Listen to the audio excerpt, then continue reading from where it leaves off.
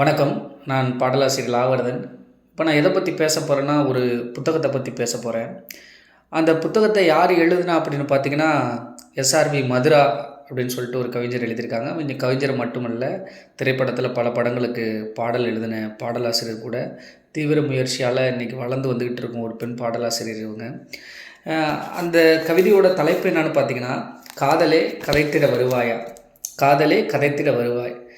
கவிதைகள் எல்லாமே இதில் படிக்க படிக்க ஒன்று ஒன்று ஆர்வமாக என்னை தூண்டினது. பல கவிதைகள் வந்து ரொம்ப அற்புதமாகவே இருந்தது.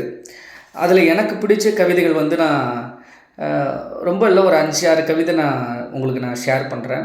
மற்ற கவிதைகள் எல்லாம் நீங்கள் புத்தகத்தை வாங்கி படிச்சுக்கோங்க. ஏன்னா எல்லா கவிதைகளும் சொல்லணும்னு தான் ஆசை. பட் வந்து நீங்கள் அந்த புத்தகத்தை வாங்கி படிக்கணுங்கிறது தான் என்னோடய விருப்பம். அது நான் எனக்கு பிடித்த ஒரு 5 கவிதைகள் நான் இதிலேருந்து சொல்கிறேன்.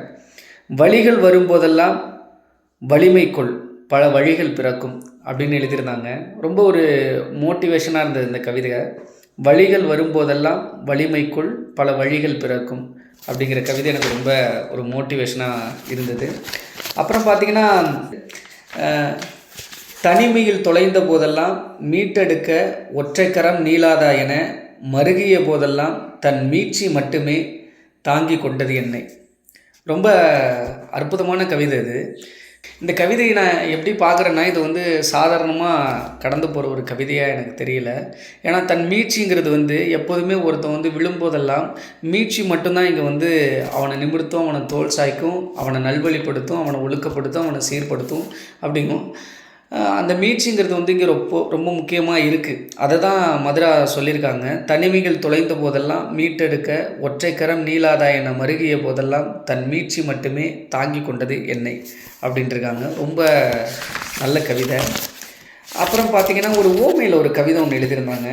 இந்த கவிதை எனக்கு ரொம்ப பிடிச்சிருந்தது. ஒரு திருமண வாழ்க்கைக்கு பிறகு இன்றைக்கி பிரிவுகளுங்கிறது இன்றைக்கி ஒரு சாதாரணமாக போயிடுச்சு. அந்த பிரிவுகளை வந்து ஒரு ஓமையில் எப்படி சொல்லியிருக்காங்க மதுரா அப்படின்னா, புளியங்காயாய் காதலித்து புளியம்பழமாய் பிரிகிறார்கள் திருமணத்திற்கு பின் அப்படிங்கிற மாதிரி சொல்லியிருக்காங்க. ஒரு புளியங்காய் பார்த்திங்கன்னா, அது ஓடு இருக்கு இல்லையா, ஓடும் அந்த ஓட்டில் உள்ள அந்த காயும் சேர்ந்தே இருக்கும். அதை வந்து நம்ம பிரிக்கவே முடியாதது. எடுத்தோம்னா அந்த சதையோடு தான் அந்த எப்படி சொல்ல, அந்த பழத்தோட காயோடு தான் அது வரும். அப்படி ஒரு காதலை பண்ணிவிட்டு திருமணத்திற்கு பிறகு புளியம்பழமாய், அதாவது பழத்தை அப்படியே உடைச்சோம்னா ஓடு தனியாக வரும், பழம் தனியாக வரும். புளியம்பழமாய் பிரிகிறார்கள் திருமணத்திற்கு பின் அப்படின்னு சொன்னது ரொம்ப நல்லா இருந்தது. யதார்த்தமாக இருந்தது அந்த கவிதை. அப்புறம் பார்த்திங்கன்னா, இந்த கவிதை ரொம்ப பாசிட்டிவாக இருந்தது. ஒரு பெண்களுக்கு வந்து ஒரு மோட்டிவேஷன் எப்படி இருக்கணும் அப்படிங்கிறதுக்கு இந்த கவிதை ரொம்ப சான்றாக இருந்தது. வக்கிரம் கொண்டு அடைய நினைத்தால் எரிமலையென எரித்திடு, வக்கிரம் கொண்டு அடைய நினைத்தால் எரிமலையென எரித்திடு, வா வா பெண்ணே நீதான் இப்பேரண்டமே அப்படிங்கிற கவிதை வந்து ரொம்ப நல்லா இருந்தது. இது அதே மாதிரி இந்த புத்தகத்தில் பார்த்திங்கன்னா, காதலே கதைத்திட வருவாய், இந்த புத்தகத்தில் பார்த்திங்கன்னா இன்னும் நிறையா கவிதைகள் வந்து சிறப்பு வாய்ந்த கவிதைகள்லாம் நிறையா இருக்குது.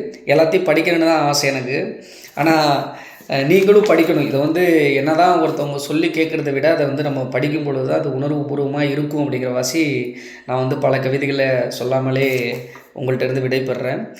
இந்த பதிப்பகம் என்ன பதிப்புன்னு பார்த்தீங்கன்னா, கௌசிகன் பதிப்பகம் கோயம்புத்தூர், அவங்க வந்து இந்த புத்தகத்தை வெளியிட்டிருக்காங்க. புத்தகத்தோட விலை பார்த்திங்கன்னா 199 ரூபா. நீங்கள் கண்டிப்பாக இந்த புத்தகத்தை வாங்குங்க, இந்த புத்தகத்தை படிங்க. மதுரா ரொம்ப நல்லா இருக்குது. உங்களோட எழுத்துக்கள் இன்னும் மென்மேலும் நீங்கள் இன்னும் நிறையா புத்தகங்கள் எழுதணும், நிறையா புத்தகங்கள் வெளியிடணும் அப்படின்னு சொல்லிட்டு உங்களுக்கு என் வாழ்த்துக்களை நான் தெரிவிச்சுட்டு விடைபெறுறேன். நன்றி.